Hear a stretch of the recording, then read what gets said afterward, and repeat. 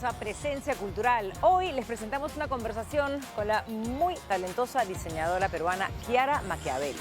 El trabajo de Kiara ha trascendido fronteras y ha logrado el éxito internacional con su marca Escudo, cuyos diseños basados en textiles precolombinos han causado sensación y hasta celebridades como Katy Perry o Claudia Schiffer han vestido sus piezas. Quédese con nosotros para conocer más del increíble trabajo que realiza esta diseñadora de modas, que tiene una marca que tiene además un compromiso social muy importante. Hemos visitado la exposición María Jesús Alvarado, redes feministas de una intelectual peruana, y conocimos un poco más de la vida y obra de la primera mujer que planteó el tema del derecho al voto femenino en nuestro país. María Jesús Alvarado fue una mujer brillante, educadora, intelectual, activista, feminista. Su trabajo abrió el camino para el feminismo en el Perú, tanto para sus luchas como para su conceptualización. Un trabajo realmente inspirador. También visitamos El Abrazo del Renaco, una muestra de Andrea Canepa, es una artista peruana que vive en Berlín y que en esta oportunidad expone su trabajo en la Galería Crisis en Barranco. El Abrazo del Renaco reúne una serie de piezas que exploran el desplazamiento de los seres vivos y el impacto que tiene este en el ambiente natural. Y a puertas de Halloween, El Placer de los Ojos nos trae los estrenos de la cartelera, que incluyen varias películas de terror, por supuesto. Al mismo tiempo y en el mismo rubro celebramos los 50 años de Masacre en Texas, clásico de las películas de género, y vemos llegar a la pantalla, esta vez al streaming, otra historia de Stephen King, El misterio de Salem's Lot. Esto y mucho más hoy en Presencia Cultural.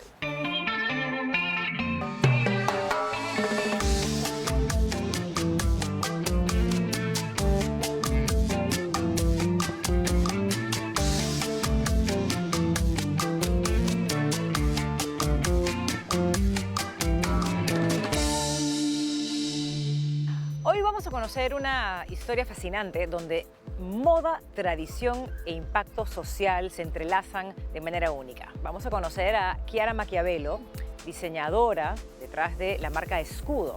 Esa es una marca peruana que ha llevado a la alta costura piezas cuyos diseños están inspirados en diversos motivos de culturas ancestrales de nuestro país, posicionando así nuestro legado en el mundo de la moda. Escudo nació con miras a la exportación desde siempre y el nicho de mercado siempre fue enfocado en el lujo, pero un lujo consciente, en donde hay valores como la responsabilidad social. Todo comenzó hace más de 20 años con un viaje sin itinerario a comunidades andinas, donde Kiara se sumergió en la riqueza textil de Perú y descubrió el valor incalculable de nuestras técnicas artesanales. Bueno, desde entonces ha trabajado codo a codo con artesanos y artesanas de diferentes provincias, fusionando sus saberes con un diseño contemporáneo que ya ha conquistado pasarelas internacionales. Aquí, Escudo no solo ha llevado nuestras tradiciones al mundo, sino que ha generado impacto real en las comunidades, promoviendo la sostenibilidad, la independencia económica y la igualdad de género. Escudo ha sido reconocido por su enfoque sostenible y su capacidad de llevar nuestra herencia textil al escenario mundial en importantes plataformas de moda como Milán, donde Kiara ha sido distinguida hace muy poco con un importante premio para diseñadores emergentes de la Cámara Nacional de la Moda Italiana. Compitió al lado de gigantes como Gucci y Moncler. Vamos con la entrevista. Hay muchas capas en tu maravilloso negocio de moda. Por un lado, hay algo que viene también desde un sueño tuyo, desde joven, cuando estabas estudiando. Hace 20 años que trabajo con artesanos y hace 20 años que se sembró la semilla de Escudo. Yo vivía en Londres en ese momento y estudiaba artes escénicas. Antes de eso había estudiado diseño gráfico, viendo un poco todo lo que involucra una puesta en escena, desde la dirección, la producción, el sonido, el guión. Pero me enganché con el vestuario. Me puedo imaginar. Sí. Y en ese momento hice un viaje de investigación aquí en Perú mientras estudiaba en Londres, con mi mamá, mi hermana, nos fuimos las tres sin ningún itinerario, que fue casi que un viaje de investigación un poco antropológico, con una mirada hacia el diseño textil y hacia digamos, la tradición que tenía el Perú. Y fue una investigación sobre la riqueza textil, la riqueza artesanal, la identidad, las fiestas, las danzas, los vestuarios. Y fuimos recolectando textiles, bordados, telares, y fue como, wow, o sea, para mí fue, ¿qué tenemos acá como país? O sea, qué alucinante esta tradición viva. Y lo que hicimos en ese momento fue recolectar todos estos textiles y crear una colección con todos estos textiles, la cual me llevé maletas a Londres. Y en ese momento yo era una estudiante, tenía 22 años. No conocía a nadie en Londres como para tener contacto en la industria de la moda ni nada por el estilo, y yo vivía cerca a un mercado. Entonces yo dije, voy a hacer un estante en el mercado, voy a vender esto, ¿no? Para tener como un ingreso extra, qué sé yo. Y yo dije, que en verdad ahí sí creo que es como coincide, o sea, del destino o suerte. Un amigo que conocía a alguien en la industria de la moda, y cuando mi amigo vio las piezas me dijo, tú estás loca, ¿cómo vas a vender eso en un mercado? Esto es lujo, ¿no? O sea, esto es alta costura, o sea, esto es increíble, estás loca. Entonces me dijo, vamos a enseñárselas a mi amigo que tiene un showroom. Entonces se las enseñamos a su amigo y su amigo me dijo, tú estás loca, o sea, ni siquiera los precios que le estás poniendo tienen ningún sentido para... Entonces tú no te preocupes, tráelo tú a mi showroom y yo voy a invitar a la gente. Bueno, la cosa es que en 3 semanas... ¿Lo vendiste todo? Vendió, fue la esposa de Sting, o sea, gente que yo ni hubiera podido contactar, Claro. fueron editoras de moda, ¿no? Ahí fue la semilla real, ¿no? De Escudo. Fue como entender de que la riqueza que teníamos en nuestro país, transformada con un componente de diseño contemporáneo, con una mirada mucho más desde, obviamente yo tenía una formación profesional en diseño, ¿no?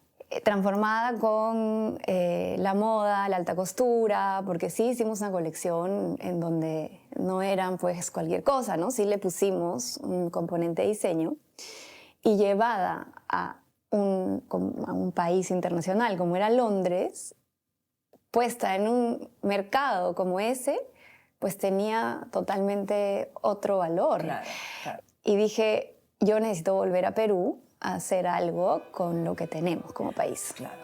Entonces ahí fue, eso fue en el 2004, ¿no?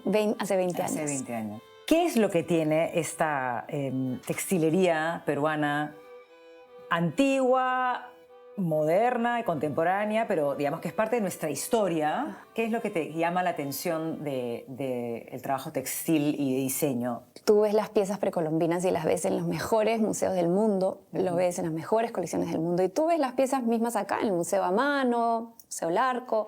La calidad en cuanto a la hechura, en cuanto al diseño de las piezas, es la más alta del mundo. Lo dice cualquier curador del mundo, cualquier persona. Esto es una pieza que no hay una réplica. Es más, ni siquiera la pueden replicar hoy. En nuestra herencia han existido los mejores maestros textiles del mundo. Visión creativa y de diseño, ¿no? Y un diseño que se mantiene vigente al día de hoy, porque tú ves esos textiles y dices, wow, o sea, eso de ahí es completamente atemporal, no es que ya pasó de moda ni nada. Entonces, a mí eso me parece extraordinario, ¿no? Entonces, yo no sé en qué momento en la historia quizás hubo un momento de ruptura en nuestra tradición y nuestra cultura, en donde dejamos de estar tan conectados con eso. Como sociedad dejamos de mirarlo. Siento que hay un momento en que se ha dejado de hacer, se ha dejado de valorar de esa manera. Cuando yo decido empezar a hacer Escudo, la motivación para mí siempre fue con esa mirada de decir, yo tengo que elevar la tradición textil peruana, donde una vez estuvo. Si empiezo a trabajar con los artesanos para yo tratar, por lo menos a nivel dirección creativa y diseño, elevar el diseño con esa tradición textil a lo más que yo pueda hacia el mercado internacional, y poder competir con cualquier marca internacional, si ellos pudieron ser los mejores a nivel internacional, porque nosotros hoy, si tenemos las mismas fibras, los mismos artesanos, ¿por qué no podemos, no? Y me imagino que en algún punto de toda esta trayectoria que has tenido, la conversación con los artistas, artesanos que tienen su manera de hacer, de ser creativos en lo suyo. ¿Cómo fue esa conversación? Porque me imagino que en algún punto ellos pueden decir, esto es lo que yo hago, Claro. tú traes lo tuyo. ¿Cómo combinamos tu creatividad con la de ellos y cómo se fusionan? Sí, esa parte ha sido bien linda porque ahí es donde creo que ha sido como ese hilo conductor en donde quizás viniendo de dos realidades muy distintas, ¿no? Porque claro, todos somos peruanos, pero yo he nacido en Lima, vengo de una familia y una posición, digamos, socioeconómica distinta quizás a la persona que... El primer artesano con el que empecé a trabajar vive en Huancavelica, ¿no? Huancavelica es una de las provincias más pobres del Perú. Él es un maestro tejedor en telar. Ha sido como el punto de encuentro en donde quizás él, viniendo de una realidad tan distinta a la mía, a través de ese punto en donde él con su conocimiento y yo con el mío encontramos un lenguaje en común en donde no hay, pues, las diferencias que quizás pueden haber en otros sentidos. Entonces empezamos a conversar un mismo idioma, en donde nos entendemos y en donde podemos colaborar. El poder crear es un acto increíble, ¿no? Y el poder crear en conjunto es maravilloso. Y he visto cómo él, por ejemplo, ha podido disfrutar de ver su tela transformada en un saco espectacular, claro. Que jamás imaginó que podía llegar a hacer eso y que jamás imaginó que podía viajar a otro país y que podía ser usado por alguien.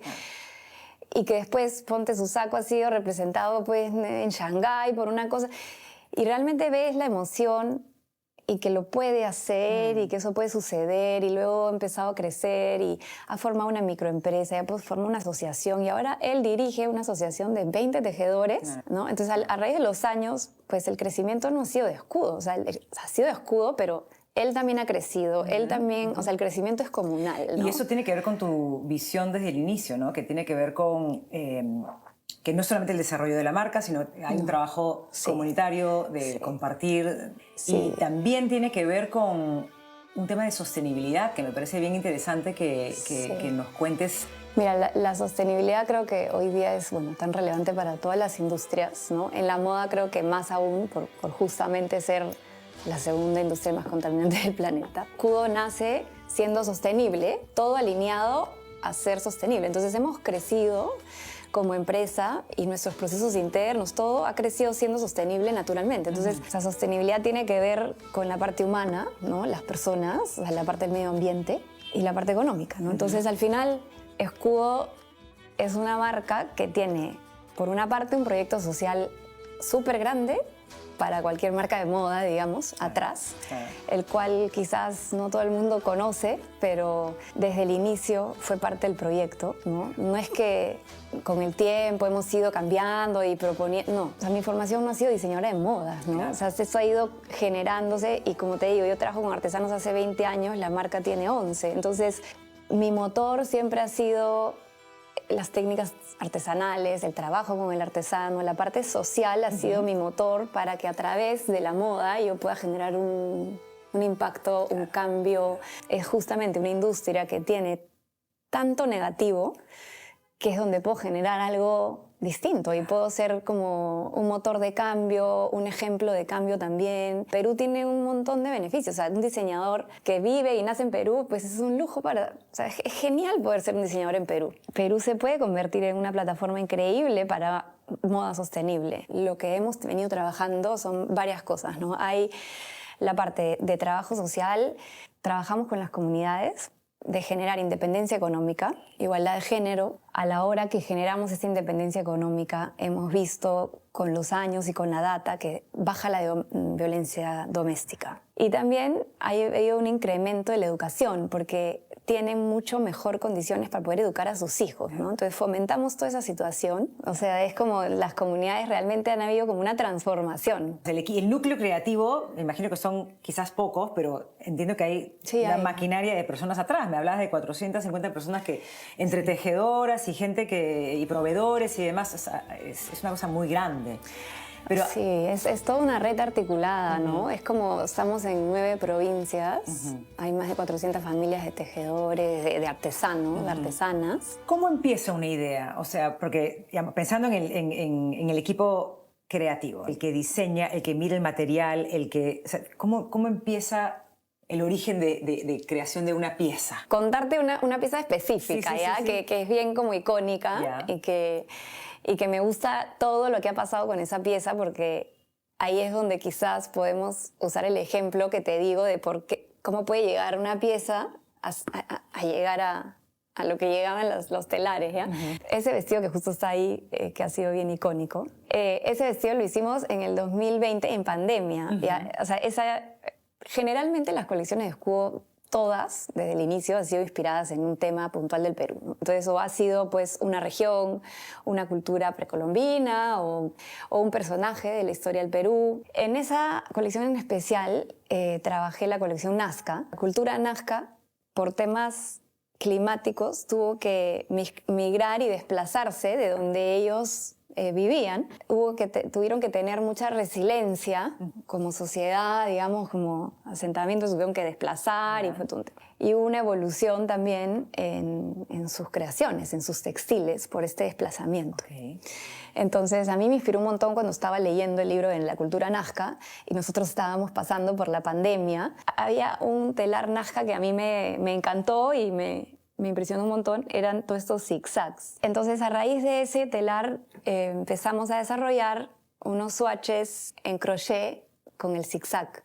Eso, ¿no? Ese es un swatch. Antes de hacer como todo un tejido enorme, hacemos una prueba pequeña. Dijimos, ya, salió lindo, me encantó, no sé qué, ya hicimos este vestido largo.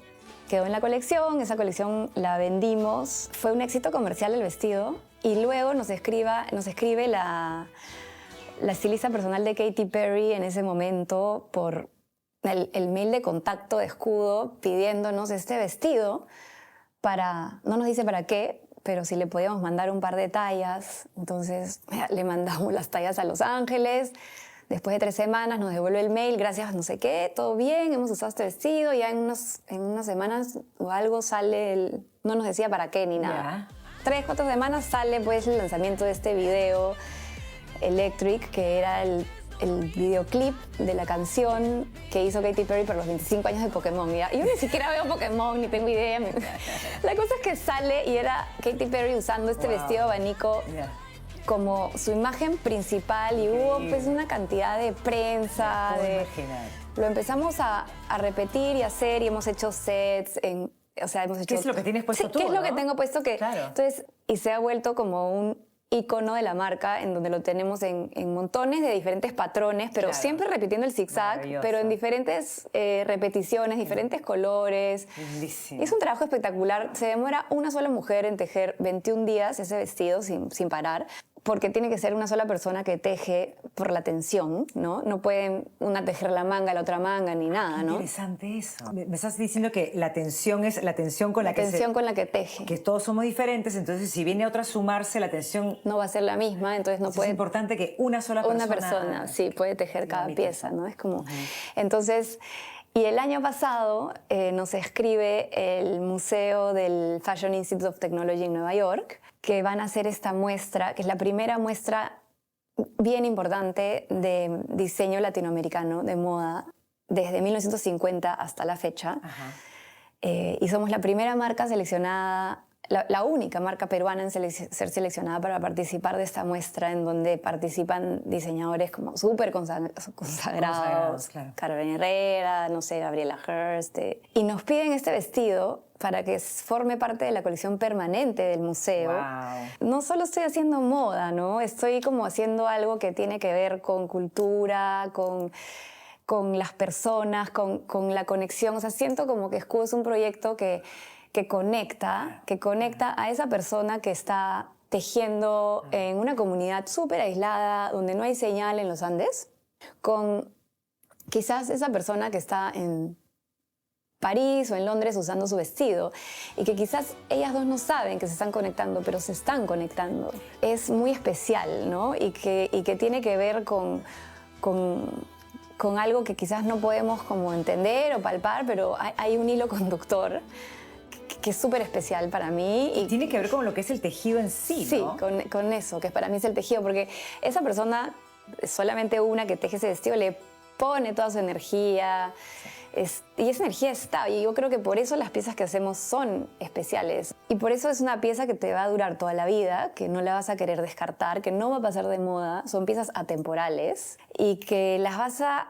atesorar, ¿no? Sí. Que las vas a querer tener o que si ya no la quieres usar, se la vas a regalar a alguien con mucho cariño. El premio que acabas de recibir, el reconocimiento en este evento importantísimo en Italia, ¿por qué es importante?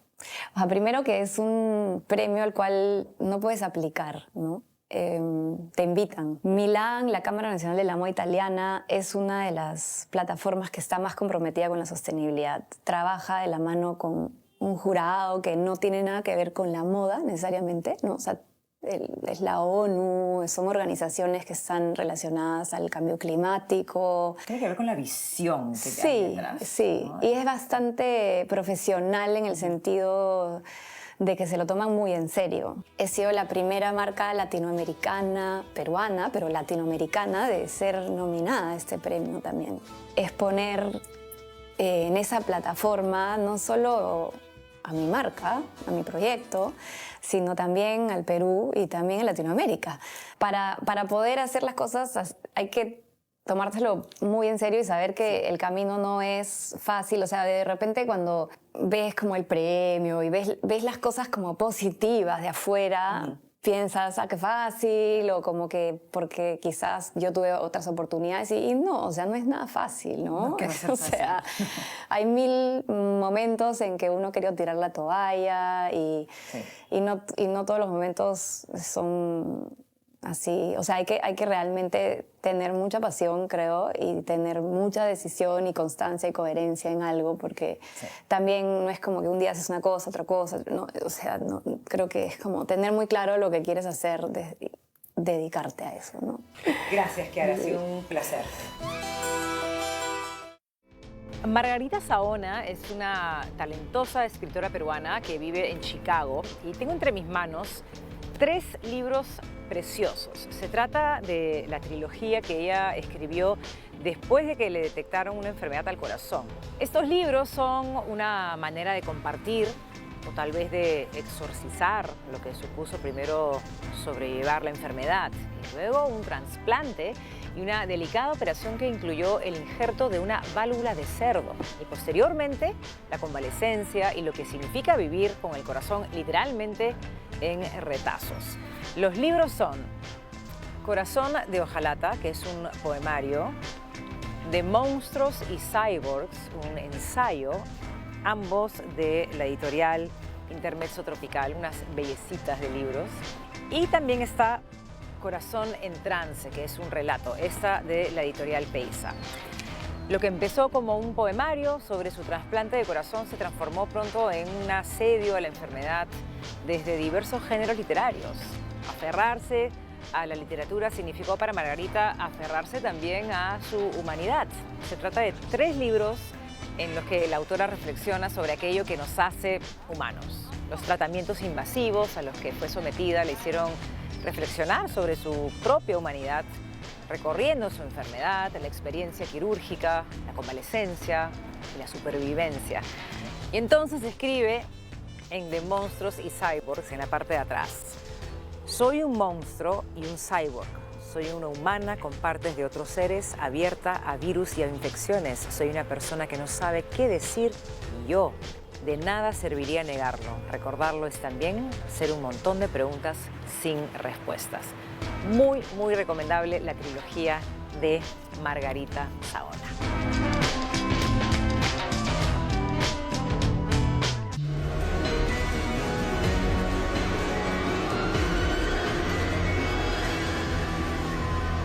Hace algunas semanas, a propósito de la inminente llegada del 31 de octubre y de Halloween, la revista Variety de Estados Unidos, que es uno de los medios referenciales de la industria del cine, de la industria del entretenimiento, elaboró un listado con las 100 mejores películas de terror de todos los tiempos. Y si bien siempre habrá ausencias y discrepancias en este tipo de selecciones, yo diría que los 5 primeros lugares son absolutamente inobjetables. En quinto lugar, El bebé de Rosemary, de Roman Polanski.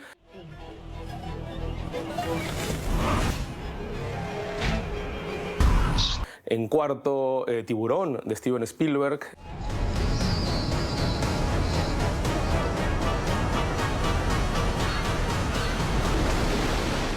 En tercer lugar, Psicosis, de Alfred Hitchcock. My mother, she isn't quite herself today. Mrs. Bates. Y en segundo, El Exorcista, de William Friedkin. I believe we should begin.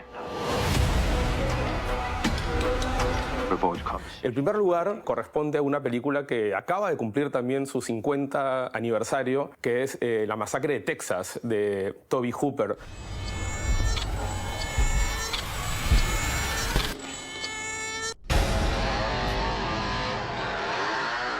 Un clásico absoluto de esta temporada del Día de Brujas, que 50 años después de su estreno original sigue manteniendo esa capacidad de incomodar, de impactar y de, por supuesto, aterrorizar al espectador. La película, dirigida por Tobe Hooper, afortunadamente se encuentra disponible en el streaming, en la plataforma Prime, y desde aquel estreno sumamente exitoso, fue una de las películas, es considerada todavía una de las películas independientes más redituable de todos los tiempos, propició una suerte de franquicia que generó secuelas, generó precuelas, generó series televisivas. En total ya son 9 largometrajes enmarcados en este universo aterrador y perturbador de Leatherface. Hay que decir que las dos que siguen siendo imprescindibles, sobre todo la primera de 1974 de Tobe Hooper, la original, y la primera secuela, que es del año 86, dirigida por el mismo realizador, por Hooper, que desde la primera Masacre en Texas, de la primera Texas Chainsaw Massacre,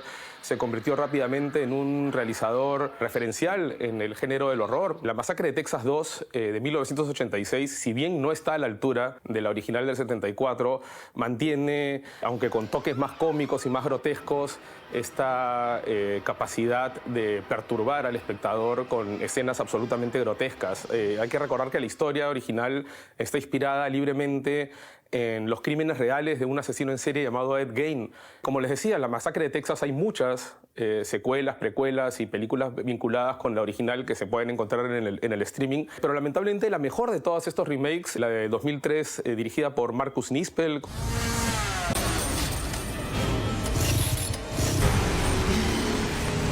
es la única que no está disponible en el streaming. No obstante, afortunadamente, La Masacre de Texas original está disponible en el streaming. Es, creo que, la película perfecta para esta temporada de Halloween y, como les digo, es considerada también la mejor película de horror de todos los tiempos para Variety, así que vale la pena preparar una pequeña maratón de El Loco de la Motosierra, como también se tradujo la película en América Latina, ahora que se acerca el 31 de octubre.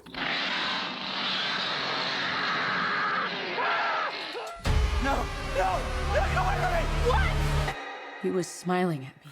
Como suele ocurrir en esta época del año, en octubre, llegan y llegarán muchas películas vinculadas al género del horror o al género fantástico a nuestra cartelera comercial. De hecho, ya está en la cartelera Sonríe 2, la secuela de Smile, una película sumamente exitosa que fue la ópera prima del director Parker Finn, que los interesados pueden verla, por cierto, en la plataforma Netflix, y que se convirtió en un abrumador éxito de taquilla en su momento, que justifica esta secuela y seguramente las muchas más que vendrán en el futuro. La película está basada en un cortometraje dirigido por el propio Parker Finn, y como les digo, todo indica que será una de esas franquicias del género de horror que generará muchísimas secuelas y muchísimos episodios en el futuro. Mucho más esperada es la película que llegará, esperada sobre todo por los fanáticos del género del horror, sobre todo el horror más extremo y más visceral. Es otra secuela, otra película que tiene ya antecedentes. Me refiero a Terrifier 3 de Damien Leone.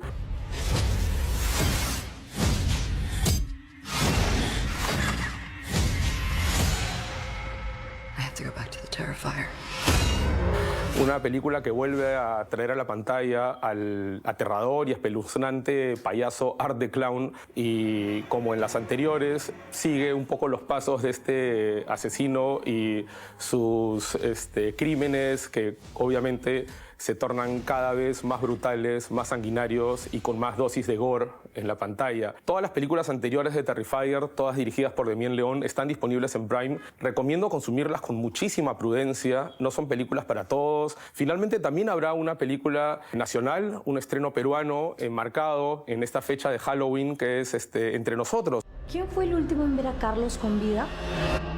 Sé quién lo hizo. Es una película de suspenso dirigida por Martín Casapia, que tiene como antecedentes películas como Maligno o el biopic dedicado a la Foquita Farfán, o como productor la película Vivo o Muerto, que se estrenó hace algunos meses y obtuvo un gran éxito de taquilla. Entre nosotros está basado en un videojuego, en Among Us. Debe ser, creo yo, la primera película peruana inspirada abiertamente en un juego de video, y tiene como protagonistas a Alessandra Fuller, que también es una de las productoras, a Miguel Isa y a una serie de actores internacionales. Como ven, la oferta para los fanáticos del terror en la cartelera comercial es variada. Está Sonríe 2, estará muy pronto Terrifier 3, insisto, para consumir con muchísima prudencia, y finalmente un estreno nacional Entre Nosotros que promete mucho, porque no son muchas las películas de este género que han llegado en los últimos meses a nuestra cartelera. Si quieren ir al cine a gritar un poco y asustarse, ahí tienen 3 opciones para pasar un Halloween cinematográfico.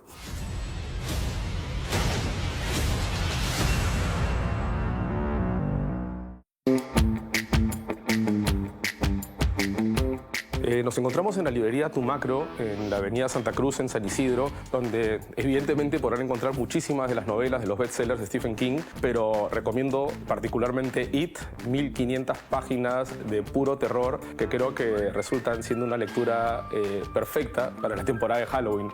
Y para los que no quieren leer nada aterrador y son más bien amantes del cine y de la música, recomiendo Carlos Aguilar, Cine y Jazz. Es un libro en formato enciclopédico, como un diccionario, que aborda la intersección entre la música jazz y el séptimo arte a lo largo de la historia.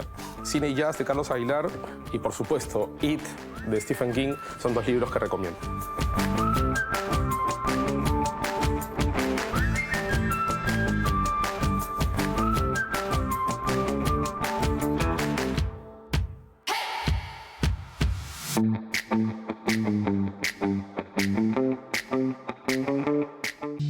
En el Centro Cultural Inca Garcilaso podemos encontrar la muestra bibliográfica María Jesús Alvarado, Redes Feministas de una intelectual peruana. Es una exposición que rinde homenaje a una de las figuras más influyentes en la lucha por los derechos de las mujeres en el Perú.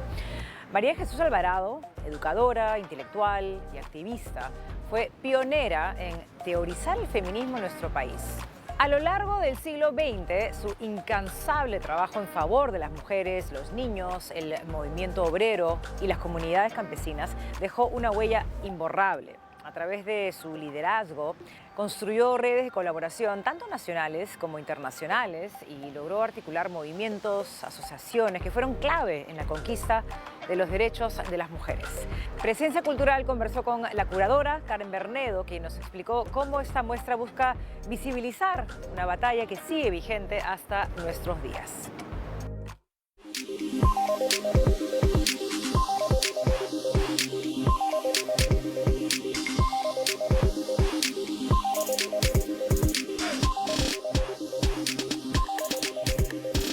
María Jesús Alvarado, Redes Feministas de una intelectual peruana, es una exposición que recoge esta sinergia de mujeres que se aglomeraron en torno a la lucha de María Jesús Alvarado por los derechos de las mujeres.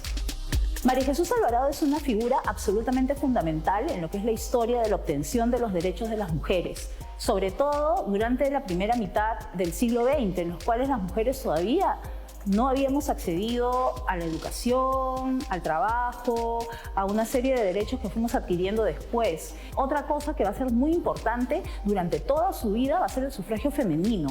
Ella va a ser una figura fundamental en esta lucha en el Perú. La exposición consta de una línea de tiempo histórica en la cual podemos entender el proceso de María Jesús Alvarado, cómo se construye, cómo se convierte en la intelectual que es, qué banderas va a levantar. Ella no solamente va a luchar por los derechos de las mujeres, sino también por los derechos de la educación de niños, de niñas, sobre todo de los más desfavorecidos como los hijos de la clase obrera. También vamos a encontrar noticias sobre su exilio, sobre su paso como autoridad política. Ella va a formar parte parte del primer cuerpo de regidoras de las juntas municipales de Lima. La Fundación de Evolución Femenina, que es la primera organización feminista del Perú que se funda en 1914. Hay otra parte de la muestra que tiene que ver un poco con el título, con las redes de mujeres que ella teje, ¿no? En estas diferentes organizaciones cívico-femeninas que van a luchar, por ejemplo, por el voto, ¿no? Entonces hay una pared de retratos fotográficos en las cuales podemos ver a las socias fundadoras de Evolución Femenina. Por ejemplo, Teresa González de Fanning propone la educación laica a finales del siglo XIX, ¿no? Está Juana Larco de Dahmer, la creadora de las primeras guarderías. Luego también en la pared de fotos podemos encontrar mujeres que formaron parte del Consejo Nacional de Mujeres. Una tercera parte de la exposición son archivos periodísticos, portadas del Consejo Nacional de Mujeres. Hay una parte en la cual también está lo que salió en la prensa sobre el exilio de María Jesús Alvarado. Hay que recordar que María Jesús Alvarado en 1923 es encarcelada por ayudar a las comunidades indígenas a difundir unos reclamos que hacían contra las transnacionales que estaban llegando y estaban de alguna manera apropiándose y contaminando sus tierras. Cuando sale después de 3 meses es invitada a retirarse de este país y parte del exilio 11 años a Buenos Aires. María Jesús Alvarado va a ser de las pocas mujeres de la época que van a salir en portadas de periódico, los eventos que ella va a hacer, como traer a una sufragista norteamericana, como sus conferencias, como una serie de eventos que va a hacer por la reivindicación femenina, van a salir plasmados en periódicos como La Prensa, El Comercio, La Crónica y otra serie de revistas. Creo que es muy importante conocer sobre nuestras antecesoras y sobre los derechos que tenemos ahora, producto de qué luchas son.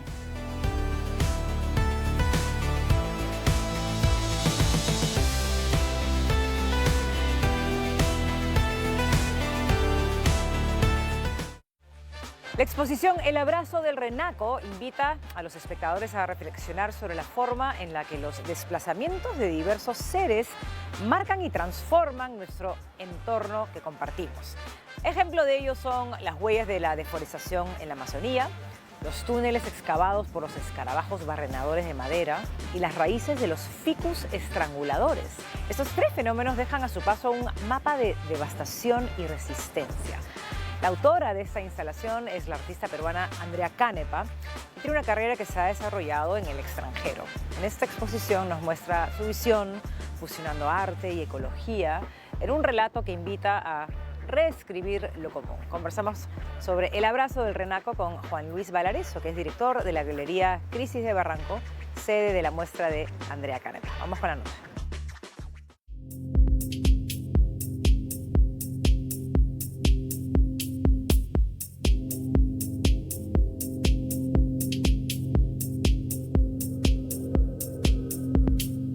Bienvenidos a la muestra individual de Andrea Canepa, El abrazo del Renaco. Andrea ha escogido este título en alusión a la estrategia de reproducción del renaco, que es un árbol muy extendido por toda la Amazonía. Ocurre que el renaco, un ficus, que es una fruta muy apetitosa, es ingerida y luego excretada sobre las ramas de otros árboles. Estos otros árboles luego resultan de anfitriones al renaco, a la semilla del renaco, que eventualmente germina. Una vez que el renaco logra tocar el suelo con las raíces, logra asentarse y el renaco empieza a ocupar el espacio vital del árbol anfitrión. El árbol anfitrión eventualmente muere, siendo rodeado por el renaco. Entonces lo que hace Andrea es utilizar esta historia para contarnos de otras 2 marcas que dejan los trazos que organismos vivos producen en los espacios amazónicos. Una de ellas es, por supuesto, la carretera. Las carreteras en la Amazonía, que todos sabemos, dejan marcas indelebles en el espacio. Ha sido retratado por ella en la escultura que tenemos a este lado. La tercera historia que nos cuenta luego del renaco y las vías amazónicas es la que realizan unos escarabajos que realizan excavaciones en la madera de los árboles. Y es lo que se puede ver en la abstracción de distintos árboles que ha realizado Andrea sobre metal cortado en láser.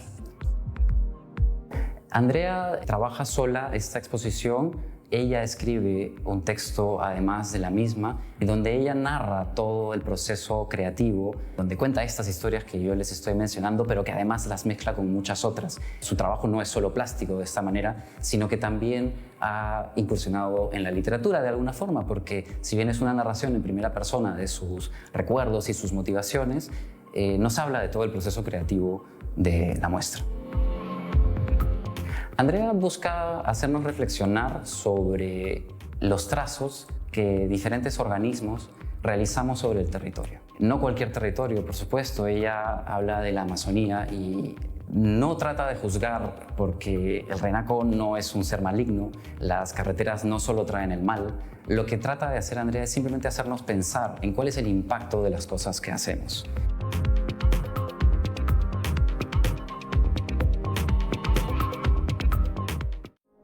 Esta es una recomendación, así que les pedimos que presten atención, sobre todo los amantes de la música clásica.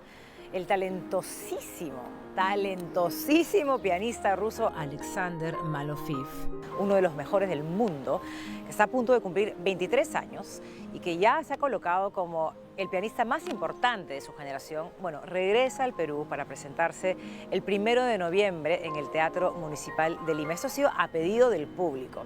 Alexander es conocido por una técnica impecable y una expresividad única. Se ha presentado en los escenarios más icónicos del mundo junto a importantes orquestas, deslumbrando a las más exigentes audiencias con el respaldo de directores muy renombrados y, por supuesto, a la venia de la crítica internacional.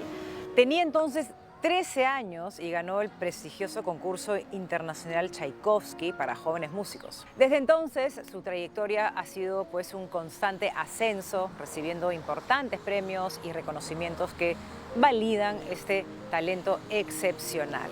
Para más información pueden seguir las redes de TQ Producciones. Ahí van a encontrar toda la información para las entradas para ver al gran Alexander Malofeev en Lima.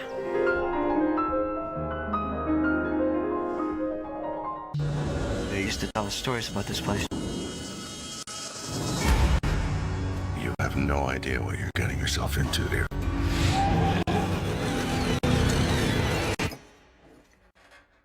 Stephen King es el escritor vivo que probablemente ha inspirado más adaptaciones cinematográficas. Basta hacer una revisión en las plataformas de streaming más populares para encontrar muchas de ellas. La más reciente, que he estrenado hace algunas semanas, Max, un poco en el marco de Halloween y de la llegada del Día de las Brujas, de la Noche de las Brujas, es una nueva adaptación de Salem's Lot, que fue la segunda novela publicada por Stephen King en el año 1975 y que en el pasado ya inspiró una miniserie muy recordada, muy aplaudida, considerada de culto, que fue dirigida por Tobe Hooper, el mismo director de La Masacre de Texas, de Poltergeist, y que también propició o generó una secuela de muy dudosa calidad en la década del 80, dirigida por Larry Cohen.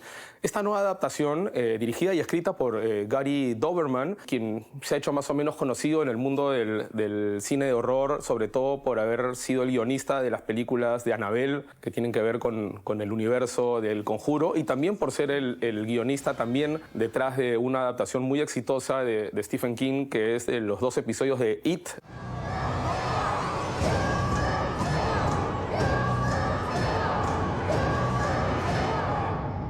El payaso asesino llegado del espacio exterior, que fueron dirigidas hace no mucho y que están disponibles también en la plataforma Max por el argentino Andy Muschietti. Como les decía, hay tantas adaptaciones de la obra de Stephen King, tanto para el cine como para la televisión, que cuesta mucho separar el grano de la paja y encontrar las que realmente valen la pena.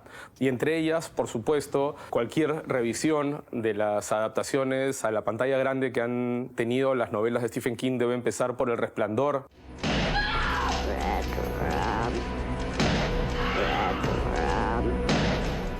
De Stanley Kubrick, aquella película protagonizada por Jack Nicholson y por la recientemente desaparecida Shelley Duvall, que aterrorizó al mundo y que se convirtió rápidamente en un clásico absoluto, no solo del cine de terror, sino también de la filmografía entera de Kubrick, y que paradójicamente nunca le gustó a Stephen King. Otra adaptación sumamente exitosa de la obra de Stephen King es, por supuesto, Carrie, de Brian De Palma. que además fue la primera novela publicada por el escritor estadounidense, que convirtió rápidamente en una estrella y en un referente del cine de los años 70 a su protagonista Sissy Spacek, y que pueden encontrar en la plataforma Prime. Otras adaptaciones que están disponibles en el streaming que valen la pena son Misery, de Rob Reiner, de la que ya hemos hablado aquí en el programa en el pasado, o Christine, dirigida por John Carpenter, que se encuentra disponible en Max y en Netflix. Lamentablemente, la que yo diría que es la tercera mejor adaptación de la obra de Stephen King a la pantalla, después del Resplandor y de Carrie, que es Dead Son, de David Cronenberg, no está disponible por ahora, pero se las recomiendo con entusiasmo. Es protagonizada por Christopher Walken, y si es que la detectan en alguna plataforma, no se la pierdan, porque es una película realmente apasionante. Esta nueva versión de Salem Slot, una película que cuenta la historia de un escritor que vuelve a su pueblo natal solo para encontrar que muchos de sus vecinos y de la gente del pueblo ha sido transformada en vampiros por un sanguinario chupasangres. Es una película, creo que competente, creo que no está tampoco a la altura de las ya mencionadas, pero que se deja ver, sobre todo en esta temporada de Halloween. No tiene escenas tan controversiales o traumáticas, y creo que da pretexto y da pie a que exploremos el fascinante universo de las adaptaciones a la pantalla grande que ha tenido la obra copiosa del gran Stephen King.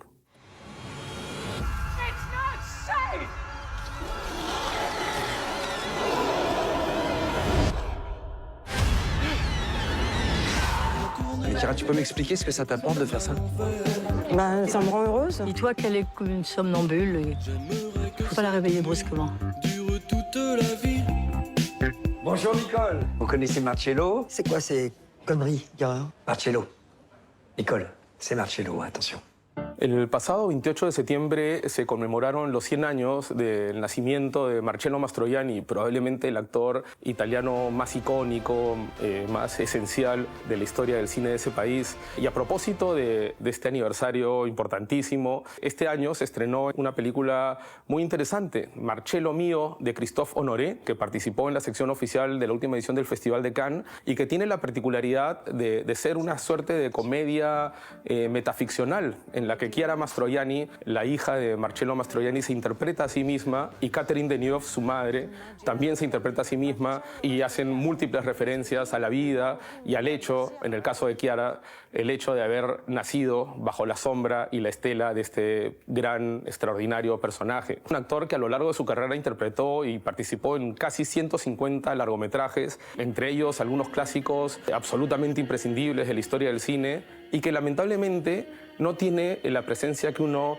quisiera encontrar en las plataformas de streaming. De hecho, prácticamente no hay rastros de Marcello Mastroianni, o al menos de sus películas más reconocidas o más celebradas. En Prime, por ejemplo, hay un par de films dirigidos por Luciano Emer que presentan a un Mastroianni joven. Son películas del año 49, de comienzos de la década del 50. Afortunadamente, en la plataforma Plex, que es una plataforma de streaming gratuita que recomiendo explorar porque tiene un catálogo bastante interesante y con algunas cosas que no encuentran en otras plataformas, está La Dolce Vita.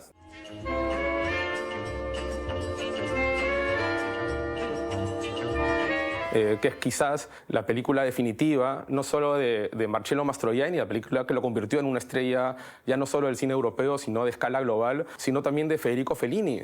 Con ella obtuvo la Palma de Oro de Cannes, tuvo también múltiples nominaciones al Oscar, algo que no era muy habitual para una película no hablada en inglés en aquella época. Otra película interesante de Mastroianni que está disponible también en esta plataforma es La décima víctima, o La víctima número 10, de Elio Petri, una película de ciencia ficción que, si bien en su momento no tuvo las repercusiones a nivel de taquilla o nivel de crítica, hoy es considerado una suerte de película de culto, una especie de clásico de culto que inspiró muchos films que también cuentan historias futuristas, distópicas, en las que hay concursos que funcionan como una suerte de purga para la sociedad, como Death Race 2000, como Rollerball, o como incluso la franquicia de los Juegos del Hambre. Todas ellas poseen elementos que ya están presentes en esta película muy estilizada, muy de los años 60, del gran director Elio Petri. Hay que recordar que Mastroianni ha sido dirigido por, creo que todos los directores esenciales e importantes de su tiempo. Ojalá que a propósito del centenario de este extraordinario intérprete se programen y lleguen más películas suyas clásicas al streaming, y siempre, mientras tanto, esperamos con mucha expectativa la llegada a nuestra cartelera o a las plataformas de Marcello Mio, de Cristoforo Noré, que aparentemente, por lo que hemos podido ver en los avances, es un homenaje muy sentido y muy divertido también a la figura de Marcello Mastroianni de parte de su hija Chiara y de Catherine Deneuve, que fue uno de los grandes amores de su vida. Tellement heureux de t'avoir rencontré, tellement fier.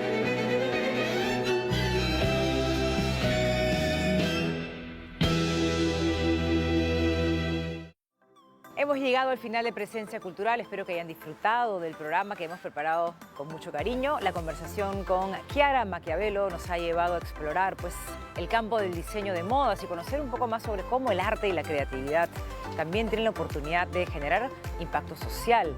Así que en el programa de hoy hemos explorado la relación del activismo y el arte y su impacto en la lucha por los derechos y la igualdad en el Perú, porque además del impacto del trabajo de Chiara Machiavello, también hemos conocido en la exposición María Jesús Alvarado, redes feministas de una intelectual peruana, que rinde homenaje a la figura de María Jesús Alvarado, pionera del feminismo en nuestro país. Y en El abrazo del Renaco reflexionamos sobre el impacto de la naturaleza del desplazamiento, creando un mapa de conexiones vivas que desafían la fragilidad de los ecosistemas. La sinergia entre estas exposiciones revela el poder del arte y el activismo para transformar la sociedad, reescribir nuestras narrativas colectivas. Y muchas gracias a la Municipalidad de Miraflores, que nos ha permitido trabajar tranquilamente, grabar en sus parques, precisamente hoy en el Parque del Amor. Muchas gracias y nos volvemos a encontrar el próximo domingo a las 6, como siempre, por TV Perú, Presencia Cultural.